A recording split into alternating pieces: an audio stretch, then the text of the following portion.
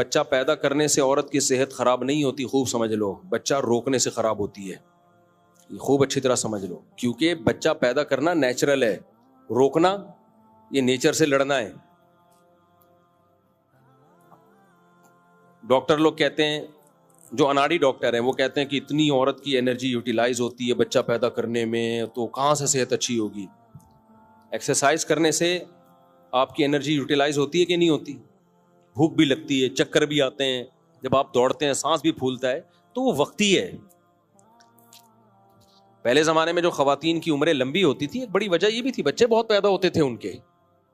ہاں یہ ضرور ہے کہ بچے پیدا ہو رہے ہیں اور خوراک مل نہیں رہی، پھر ظاہر ہے نقصان ہوگا، تو خوراک تو کھلانی ہے اس کو. جو پریگنینسی ہے یا پریگنینسی کے بعد جو فیڈ کرا رہی ہیں ان کو خوراک تو دینی پڑے گی. اب لوگ کہتے ہیں آج کل معیاری خوراک نہیں ہے، تو خوراک کو ٹھیک کرو، بچے نہیں روکو. اور غریب آدمی زیادہ اچھی خوراک کھا سکتا ہے، وجہ اس کی ہے کہ اس کے پاس تو چینی کے پیسے نہیں ہوتے، اس کے پاس تو کوکنگ آئل کے وہ چربی کھاتا ہے بیچارہ. بقرعید میں جو ہے نا گوشت چربی لے لے کے کھا رہا ہو، وہ زیادہ اچھی. میں نے ایسے ایسے غریب دیکھے ہیں، ان کے چہرے پہ ایسے جیسے چمک.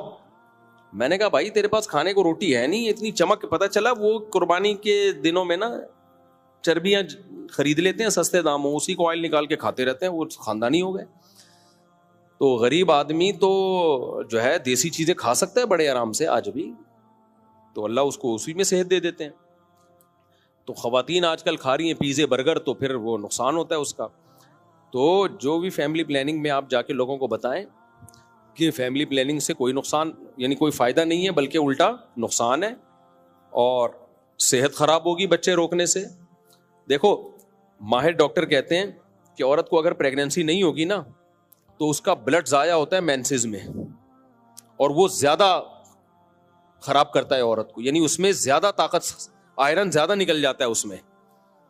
جو ہر مہینے مینسز ہوتے ہیں نا، وہ بلڈ جو نکلتا ہے عورت کا، اس میں بہت طاقت خرچ ہو جاتی ہے. پریگنینسی میں وہ کیا ہو جاتا ہے، وہ مینسز رک جاتے ہیں عورت کے، تو وہی طاقت پھر بچہ بنانے میں استعمال ہوتی ہے. بچہ نہیں بنے گا تو وہ ضائع ہوگی. تو یہ ایسے ہی ہے جیسے آپ شادی نہیں کرو گے تو احتلام میں آپ کی انرجی یوٹیلائز ہو جائے گی، وہ نکل جائے گی. اب آپ کہو کہ میں اپنے جو ہے نا وہ روک کے رکھوں اور 40 سال میں شادی کروں گا تاکہ بیلنس ہی بیلنس ہو، تو بیلنس نہیں بنے گا آپ کا، یہ ذہن میں رکھنا. وہ کیا ہے کہ فطرت نے جتنی انرجی آپ کو اضافی تھی وہ نائٹ فال میں نکال دے گی، یا کیا ہوگا کہ وہ پھر آپ ڈپریشن میں جانا شروع ہو گئے، دوسری طرح سے صحت خراب ہونا شروع ہو جائے گی. تو پسینہ جب نکلتا ہے باڈی میں نمکیات کی کمی ہوتی ہے، تو اب آپ کہو میں پسینہ ہی نہیں نکالوں گا کیونکہ اس سے طاقت خرچ ہوتی ہے، تو ڈاکٹر عقل مند کہے گا نہیں بھائی پسینہ نکالو، اس کے بعد اس کی ریکوری کرو. تو عورت اگر بچے ہی پیدا کرنا روک دے کہ اس سے کمزوری ہوتی ہے، تو وہ فطرت انتقام لیتی ہے، اس کو ڈپریشن میں لے کے جاتی ہے، اس کی صحت خراب ہونا شروع ہو جاتی ہے. بہت سارے مسائل کھڑے ہوتے ہیں. ہماری دادیوں نانیوں کی شادیاں 13 سال کی عمر میں ہوئی تھیں اور وہ فیملی پلاننگ جانتے ہی نہیں تھے.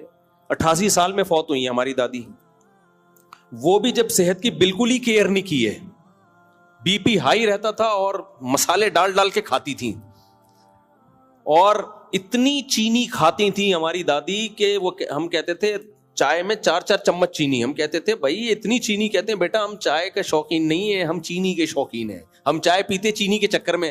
پھر بھی 88 سال نکالے انہوں نے. کیوں؟ 13 سال میں شادی ہوئی ان کی اور کوئی جانتے ہی نہیں تھے. چینی نہیں کھائیں آپ کہیں سمجھیں کہ بھائی ہے، لیکن وہ نیچر کے زیادہ قریب تھے وہ لوگ. اب کتنی ڈائٹنگ پلان اور فلانا پلان اور ڈمکانا پلان، اس کے بعد پھر گردے فیل پڑے ہوئے ہوتے ہیں، مردوں کے ساتھ بھی عورتوں کے ساتھ بھی ہے. تو نیچر پہ چلیں گے صحت اچھی رہے گی. نیچر پہ چلیں گے تو نیچر عورت کو کہتی ہے بچے پیدا کرو، مرد کو کہتی ہے محنت کرو. تو اگر آپ کی مزدوری والا کام نہیں ہے تو جم میں محنت کرنی پڑے گی. مرد کو اللہ نے ٹف کاموں کے لیے پیدا کیا ہے. آپ کو جوان رہنا ہے تو آپ جوان رہنے کے لیے آپ کو ویٹ اٹھانا پڑے گا، وزن اٹھانا پڑے گا، تھکانا پڑے گا.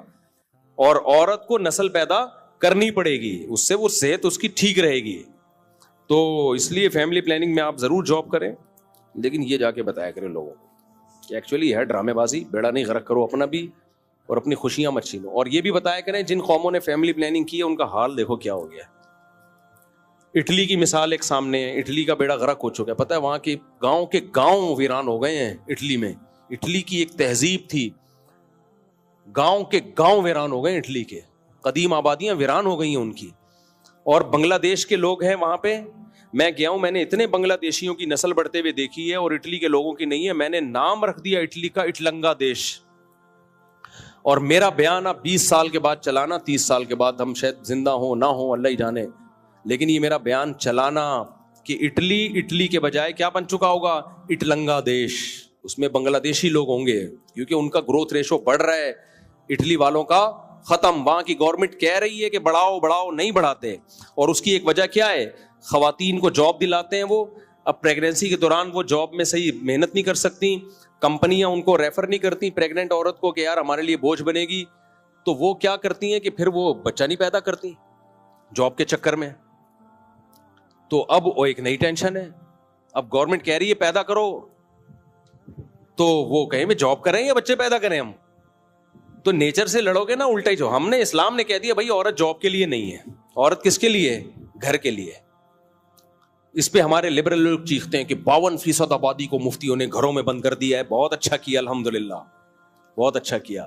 کیوں عورت کو اتنی ذمہ داریاں اللہ نے ڈالی نہیں ہے اس کے اوپر. ہارڈ ورکنگ کس کا کام ہے, مردوں کا کام ہے. عورت کا کام ہے بچے پیدا بھی کرے, ان کو پالے بھی, ان سے محبتیں لے, تو گھر کو سنبھالے. وہ یہی ہے عورت کی نیچر. اس سے لڑو گے تو کچھ بھی نہیں حاصل ہوگا. وہی ہوگا جو اٹلنگا دیش میں ہو رہا ہے. اٹلی کی سڑکیں وڑکیں دیکھ کے متاثر نہ ہوا کرو. جو گھر کے حالات ہیں, اٹلی ہو یورپ ہو, بیڑا غرق ہے. گورے کی کوئی زندگی نہیں, کتوں جیسی زندگی ہے بیچارے کی. نہ گھر میں بیوی اس کی کپڑے استری کرنے والی, اور نہ کوئی اس کو پوچھنے والا گھر کے اندر. دونوں میاں بیوی اپنی چائے بنا کے خود پی رہے ہوتے ہیں. ایک آدھ بچہ لے کے گھوم رہے ہوتے ہیں. وہ بھی 50 سال میں کمبختوں نے بغیرتوں نے پیدا کیا ہوتا ہے. وہ بھی غلطی سے ہو گیا ہوتا ہے احتیاط کے باوجود, اور اس میں بھی کنفیوز ہوتے ہیں میرا ہی ہے یا پتہ نہیں غفار کا ہے کہ ستار کا ہے, کس کا ہے. تو کیا ہے یار, اس سے ہمارے گٹر کے ڈھکن کے بغیر یہ اچھی ہے. یہ تو گٹر کے ڈھکن بھی ہونے چاہیے, ایسا نہ گورنمنٹ کے ہم تو پہلے ہی کہہ رہے تھے ڈھکن نہیں ہونے چاہیے, مفتی صاحب نے اور کہہ دیا. لیکن یہ کہ بھائی یہ خوشیاں نہیں, ان کے گھر برباد ہیں. عورت گھر میں ہی اچھی ہے. شادی کرو گھریلو عورت سے. وہ ارشاد بھٹی نے مجھ سے پوچھا تھا نا, آپ نے کہا تھا پڑھی لکھی بیچ کے کھا جائے گی, تو غلط سینس میں لے گئے.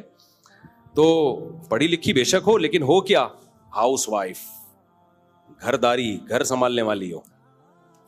تو ہمارا تو شروع سے یہی رہا ہے بھائی, ہم جب شادی کی تو گھر والی چاہیے ہمیں جاب والی نہیں چاہیے.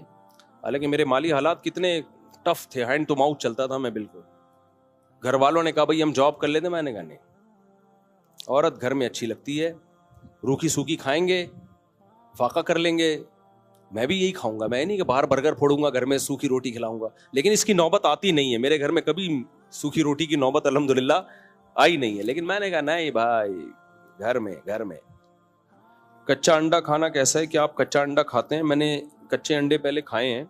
وہ جن والا واقعہ بھی ہو گیا تھا, وہ کچے انڈے پہ ہی ہوا تھا. میں نے جب شادی کی تھی تو میں چاہتا تھا میری سیکنڈ وائف اس گھر میں آئے, فرسٹ وائف دوسرے گھر میں جائیں, تو وہ جا نہیں رہی تھی. تو ایک دن کیا ہوا, میں جم سے آیا, فریج میں نے کھولا, کچن میں فریج رکھا تھا, 2 انڈے رکھے ہوئے تھے. میں پی گیا, ایسے توڑے اور پی گیا. اچھا, میرا ارادہ کوئی دھوکہ دینے کا یا کوئی ڈرانے کا نہیں تھا. تو میں نے کچا انڈا پی کے ادھر کہیں جو اس کے چھلکے تھے تھوڑا ڈسٹ بن دور تھا, وہ پھینک کے آ کے کھڑا ہو گیا میں. اب میری اہلیہ نے جب فریج